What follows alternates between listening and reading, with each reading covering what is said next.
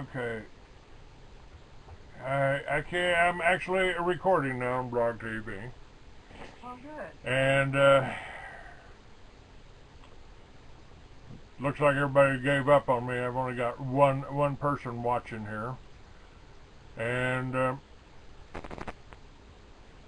I didn't have any show planned because I thought Bob Chapman would be my guest. He's very, very punctual, always there. And today, just as he was due to come up, everything went down, including my lines that I had connected to TalkShoe and Blog Talk Radio. Wow. Okay, So, you call him back? What's that? Can you call him back? No, ma'am. He's nobody knows where Bob Chapman is. The security is that great on it. If he doesn't call back into my site, and hope.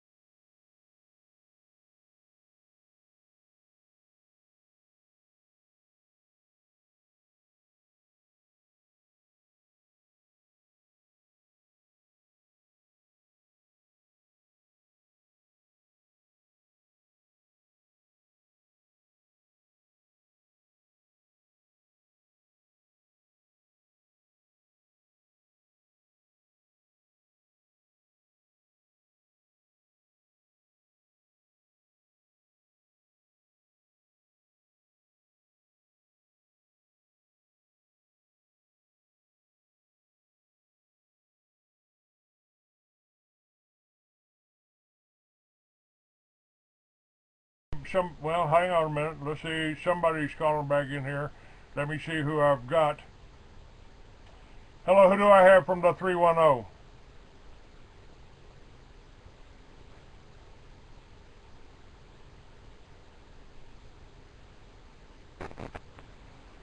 Hello?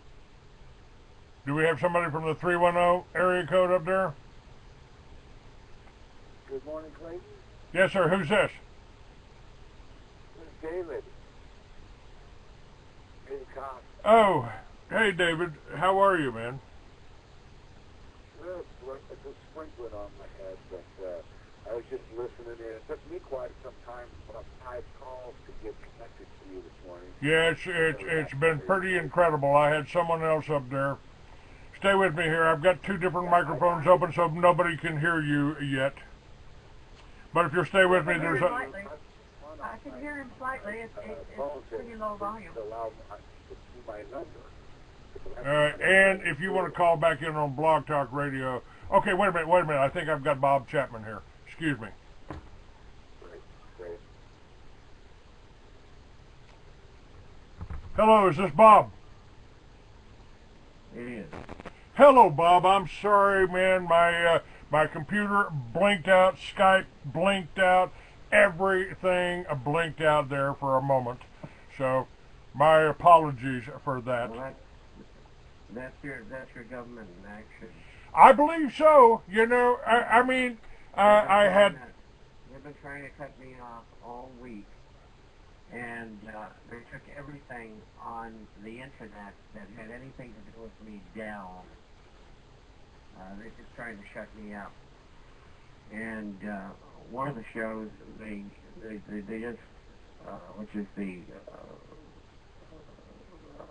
American Marine Disquisition, they took that down totally, the whole network.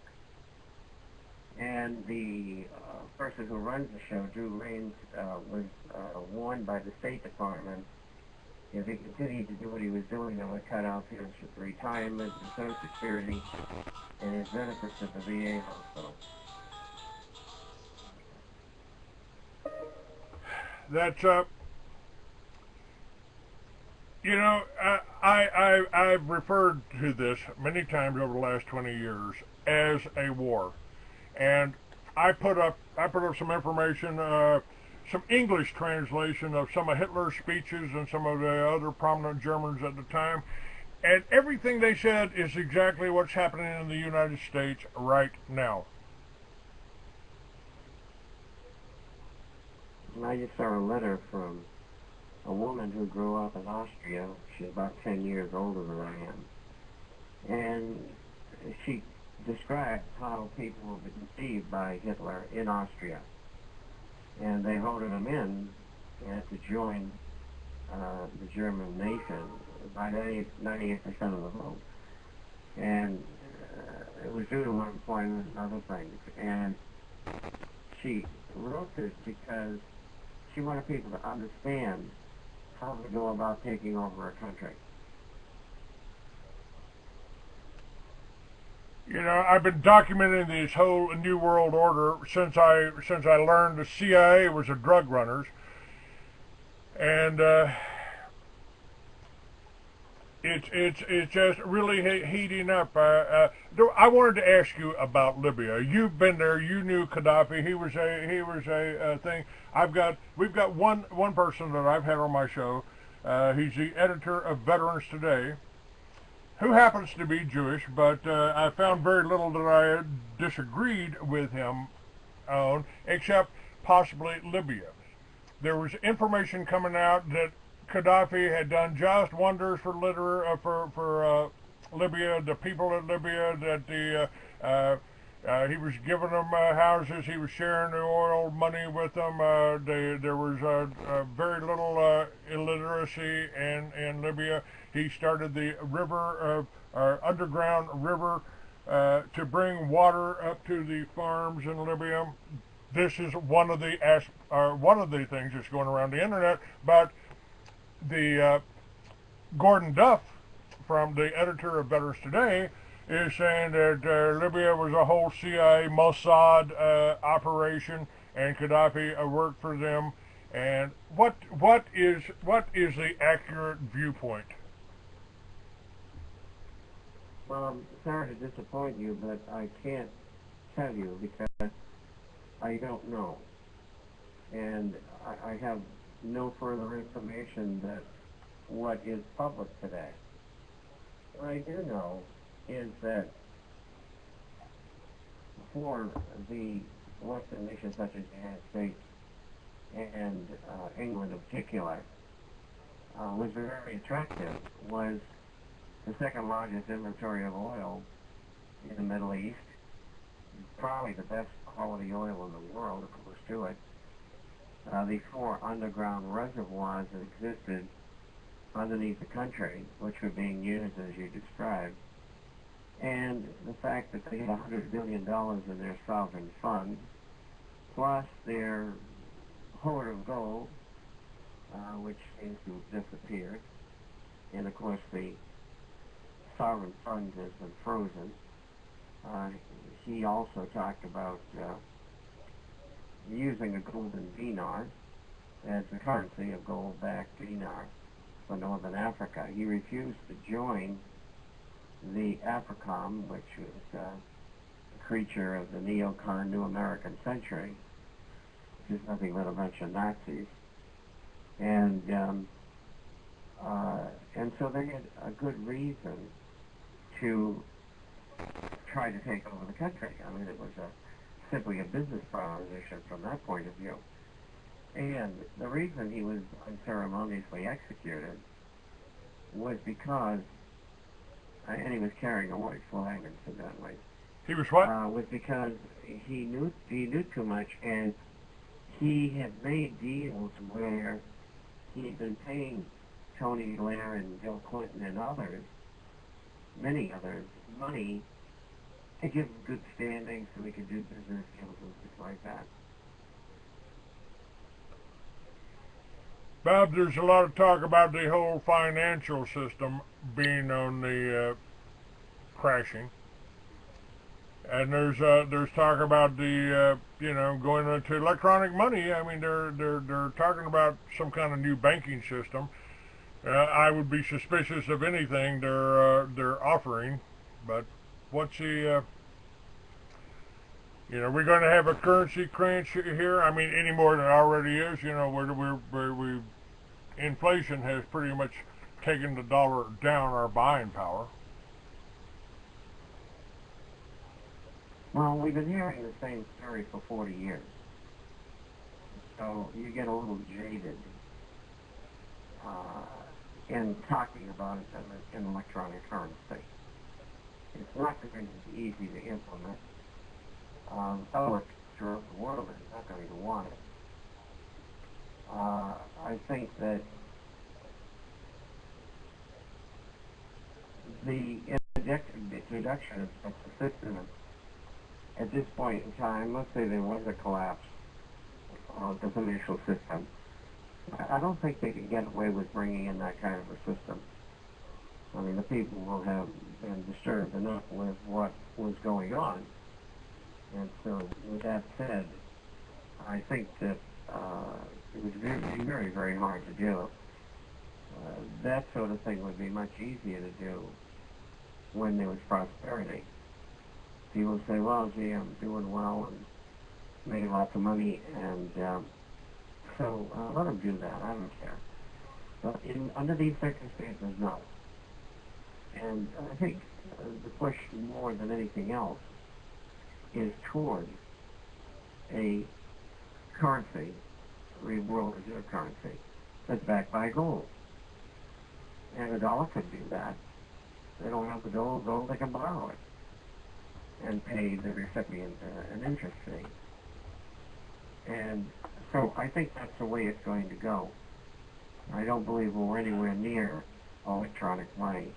You know, a lot of these writers talk about these things, but they don't put them in the classification as, well, maybe this could happen. Too many of them say it's going to happen.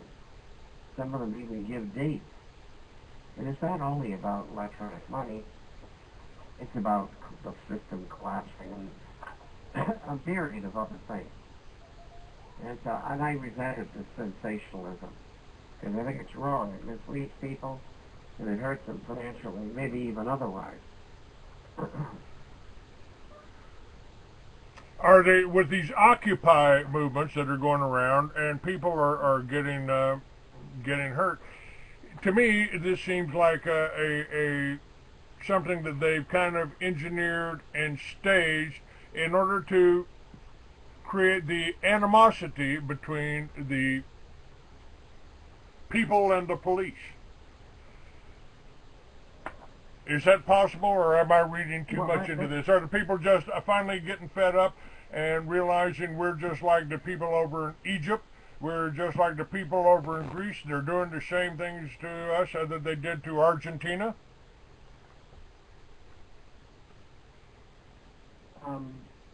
Well, it's two different subjects. The world is ripe for demonstrations and the people who disagree with what their governments are doing. And you've seen it in Greece and throughout Europe, and now you're seeing it in America.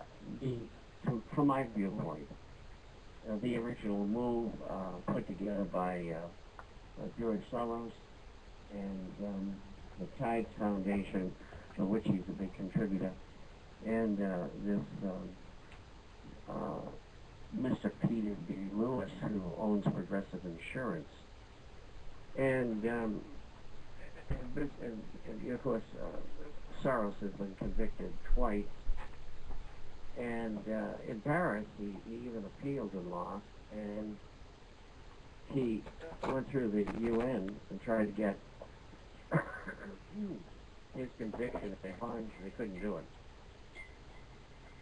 which shows you how guilty he was. And the other guy, he's interesting. He sets up AIDS treatment centers, and he promotes the outlawing of Christian nativity scenes at Christmas. And he protects and finances something called NAMBLA, the North American Man, Boy, and Love Association. His motto is sex before 8, before it's too late, and legalizing, promoting homosexual marriages. This guy's a real beauty. Anyway, I think their intention was to have these demonstrations and turn them into riots so the government could step in and impose martial law, and it didn't work out that way.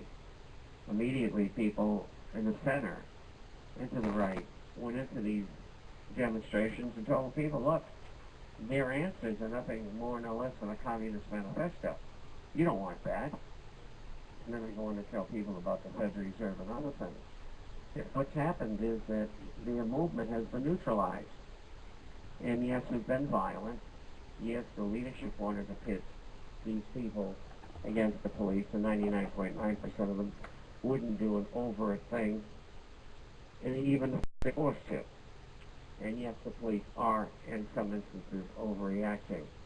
And you're always going to have that in any group. It can't be helped. There's always a few bad apples. And you don't need many. I mean, one man, a policeman, went up to one of the demonstrations. He was standing there 10 feet away and shot him in the side of the head with rubber bullets. In fact, his skull, and he was a Vietnam veteran. Excuse me, not Vietnam. Iraqi? Yeah, Iraqi veteran. And so, some of the police might be being used as provocateurs as well. And we've seen that in other cities, and historically. And so, they didn't accomplish what they wanted to. Now they've got something going that they can't stop. And it's going to continue as things get more difficult. And they are going to get more difficult. The world is slowing down economically. I don't have to tell you about what's going on in Europe. We're going to have a vote today, which Mr. Papandreou, the PM of Greece, he is going to find out whether his party can keep him in office. And we won't know. Let's see, right now, it's about 4:30 to 5:30 over in Greece. I imagine we should be getting an answer pretty soon as to how that goes. But even if the representatives of the Greek people say it's okay for this guy to do his job, and we should sign this deal in which we receive a second bailout package, it's not going to work. The people don't want it. And that's more than 60%, probably 65%. And he will be out of office. And I don't know how much better the other group is, led by Mr. Samaras. And if Greece goes along with staying in the euro and not defaulting by more than 50% and accepts the money, they will live in poverty for the next 50 years. In poverty? In poverty. Isn't that what they're pushing us to right now? We've got this militarized corporate government, and yeah, I think they're in kind of a covert. I'm just looking at something somebody sent me. They say they're in a covert manipulation of the mass mind, but now they're kind of being overtly exposed and countered by the new worldwide communication capabilities. for the highly decentralized, bottom-up, grassroots interaction. And that's kind of what we're seeing in the Occupy and the Tea Party movements. I mean, we're seeing, fairly overweight couch potatoes that have actually been motivated and got up and gone out on the streets, maybe carrying a sign. Does that mean that the people are starting to wake up to this whole corporatocracy that Yes. they've created? Yes, I think people are. And I think it's worldwide. It's just not here in the United States. I think it has to be. I mean, they're calling it a one world. They're calling it the New World Order, a one world government. So I don't think it does any good to if you're an individual state and you try to resist this. I mean, the way that Germany did, the way that the Russian people did, that ended up with 60 million of them dead. I mean, that's what we're facing here. This is the kind of people that are taking our money, whether it's by inflation or just outright land grabs. Well, I think that if you want to stop the system, the only way open to you is to hope that the system collapses. Now, that does mean that 98% of the value of the wealth of the public will disappear. Well, the only people who will hold their buying power, purchasing power, will be those who have gold and silver coins, bullion, and shares. And that's the way it happened during the 1930s. In order to be successful against these people, the system has to come down. If for no other reason, then it is the seat of their power. And once the system goes down, they don't have any power left. They don't have the wherewithal or the ability to continue to do what they've been doing. And so that means that power will be rolled over to something or somebody else. And that's the only way.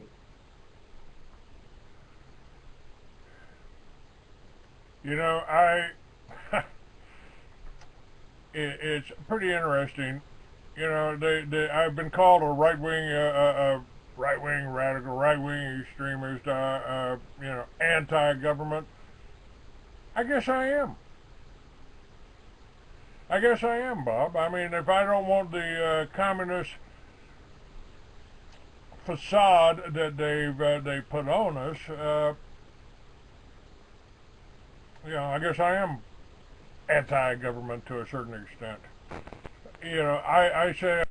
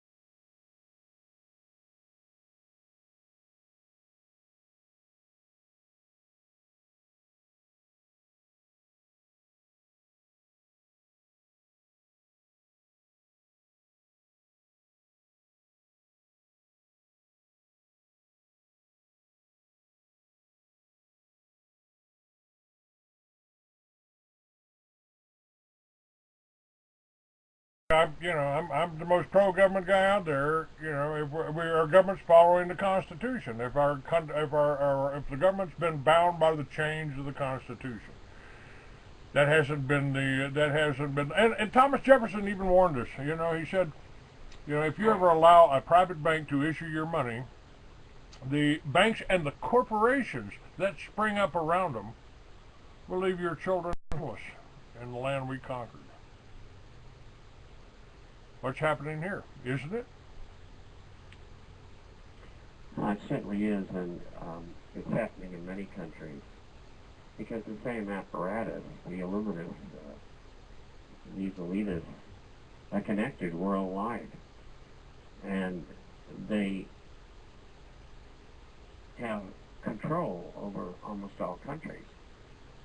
And the U.S. does that with their military forces as well. And that's why breaking the financial grip that they have, it'll cost everybody, but everybody should be willing to pay that for their freedom. They weren't paying attention for years and years. Half of them don't even know what's going on, nor do they care. And that's okay, we don't need them all. What we need is enough people to make a difference, to elect the right people to office, who will reflect the views of the constituents. And if that happens, we have a shot at doing it through the system. If it doesn't happen, there'll be revolution. It's pretty simple.